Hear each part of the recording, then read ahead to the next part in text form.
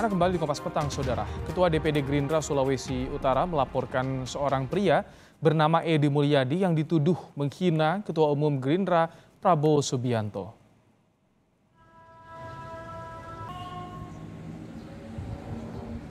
Laporan ini menyusul munculnya video yang memuat pernyataan Edi Mulyadi di media sosial.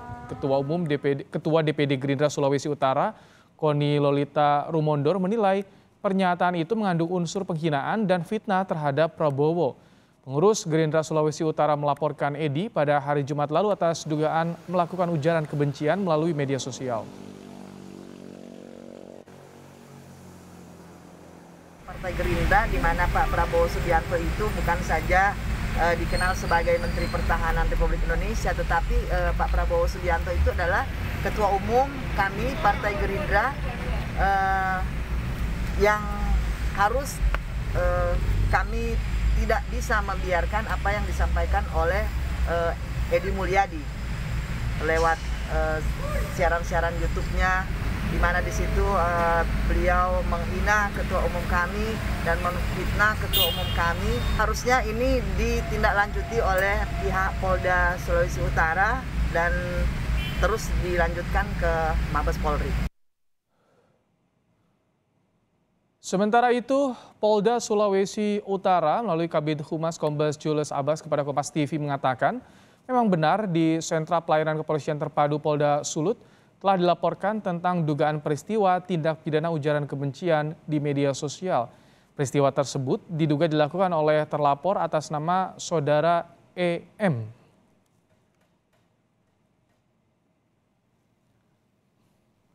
Dari Jakarta, Wakil Ketua Umum Partai Gerindra Habibur Rahman menyebut Prabowo Subianto dan adiknya Hasim Joyo Hadikusumo sama sekali tidak memiliki kepentingan pribadi soal pengembangan ibu kota negara baru. Dalam video yang viral, Edi mengatakan adik Prabowo Hasim Joyo Hadikusumo punya kepentingan soal IKN karena memiliki sejumlah lahan di lokasi proyek ibu kota baru. Habibur Rahman menyebut Prabowo tidak marah terkait pernyataan Edi Mulyadi yang menghina Menteri Pertahanan tersebut. Kami mencermati pernyataan tersebut, ada yang berisi kritikan, sebagian berisi kritikan, ada semacam hinaan, dan ada juga fitnah yang teramat keji. Ya. Perlu kami sampaikan bahwa Pak Prabowo ataupun adiknya, Pak Hasim, sama sekali nggak ada interest pribadi terkait IKN. Ya. Kemudian terkait hinaan ataupun fitnah kepada Pak Prabowo pasti tidak baper, tidak marah. Ya. Beliau sejak muda sering difitnah, nggak apa-apa. Sejarah yang akan membuktikan ya, bahwa semua hinaan, semua fitnah tersebut tidaklah benar. Sebelumnya, video yang beredar di media sosial Edi Mulyadi yang hadir dalam sebuah pertemuan menyoroti peran Menteri Pertahanan Prabowo Subianto terkait pengembangan ibu kota negara baru.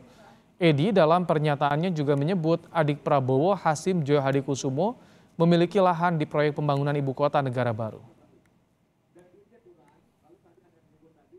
Masa gini aja nggak ngerti sih? Masa Menteri Pertahanan kayak begini aja nggak ngerti sih? Menteri Pertahanan ini Jenderal bintang 3. Macan yang menjadi kayak mengeong, nggak ngerti begini aja. Ini sih bicara soal kedaulatan negara, bos. Kelewatan gitu loh. Ini mereka yang tinggal semua. Saat dibutuhkan tinggal kasih siap. Selesai nih kita Indonesia. Masa itu nggak masuk dalam perhitungan kamu Menteri Pertahanan? Jangan karena ademu punya lahan di sana. Saya coba mengutip dari sini. Ayo kalau kita bermasalah, saya pakai ini aja modal saya. Tak hanya soal dugaan penghinaan terhadap Prabowo, pernyataan Edi Mulyadi yang diduga menghina Kalimantan Timur terkait ibu kota negara dikecam mahasiswa dan lembaga swadaya masyarakat. Terkait dengan pernyataan Edi Mulyadi di kanal berbagi gambar YouTube, Presiden BEM Universitas Mula Warman meminta masyarakat di Kalimantan Timur tidak terprovokasi. Selain mahasiswa, kecaman juga datang dari Ketua Umum Persekutuan Suku Asli Kalimantan, Surfani Sulaiman, yang mengatakan agar Edi Mulyadi segera menarik pernyataannya. Pernyataan yang disampaikan oleh Edi Mulyadi yang merendahkan Kalimantan dengan mengatakan Kalimantan adalah tempat jin buang anak dan lain-lain, sangat mencederai semangat persatuan dan kesatuan, bahkan kebinekaan yang ada di Indonesia. Mengecam pernyataan yang disampaikan oleh Edi Mulyadi yang telah merendahkan harkat dan martabat warga Kalimantan. Dan saya meminta kepada Edi Mulyadi untuk meminta maaf kepada publik dan khususnya warga Kalimantan Timur secara terbuka atas pernyataan yang disampaikannya, dan meminta kepada pihak yang berwenang untuk melakukan langkah-langkah yang strategis dan tegas untuk mencegah hal-hal yang tidak kita inginkan. Dan saya mengimbau kepada seluruh warga Kalimantan Timur untuk tidak terprovokasi. Saudara Edi Mulyadi, saya minta dan mensomasi atas nama warga Kalimantan Timur 1 kali 24 jam untuk saudara mencabut pernyataannya. Saudara mengatakan bahwa warga Kalimantan Timur adalah tempat membuang jin. Kemudian warga Kalimantan Timur tidak siap terhadap ibu kota negara. Pernyataan ini mengandung sara, fitnah, dan ujaran kebencian. Kalau saudara tidak menyambut dan meminta maaf, maka kita akan melaporkan saudara ke Mabes Polri dan Polda Kalimantan Timur. Sebelumnya pernyataan Edi Mulyadi melalui kanal YouTube diduga berisi pernyataan melecehkan Kalimantan Timur. Pernyataan Edi Mulyadi ini mengkaitkan soal jarak ibu kota negara yang akan dipindah.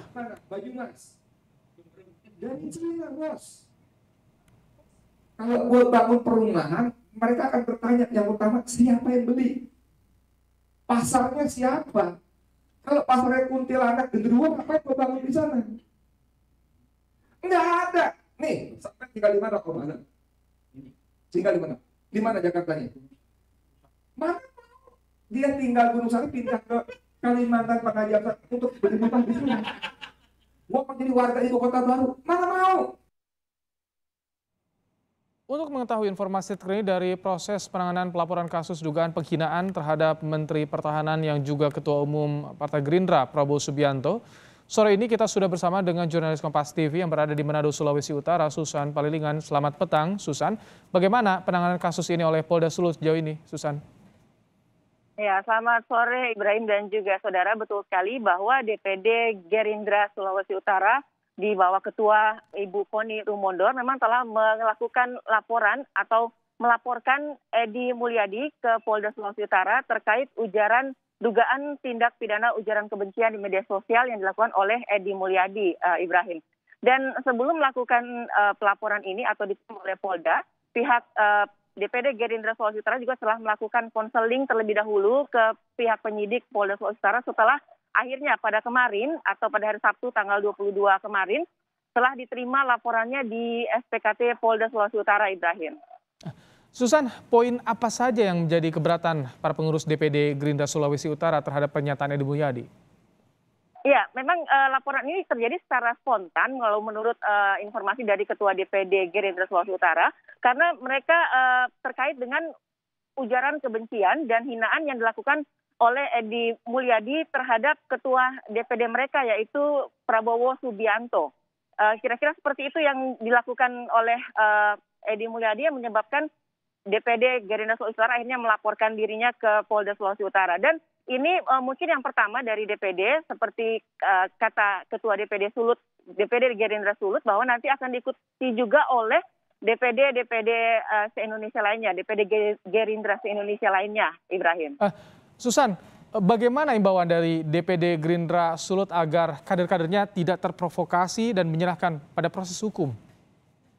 Ya, sampai sejauh ini Ketua DPD memang mengatakan kepada seluruh kadernya bahwa akan menunggu dari penyelidikan dari pihak Polda Sulawesi Utara. Sementara dari Polda sendiri juga kami telah mengkonfirmasi ke Kabid Humas, Kombes Julius Abbas, bahwa nanti akan dilanjutkan ke tahap penyelidikan dan untuk selanjutnya biarlah proses ini akan diproses oleh Polda Sulawesi Utara, Ibrahim.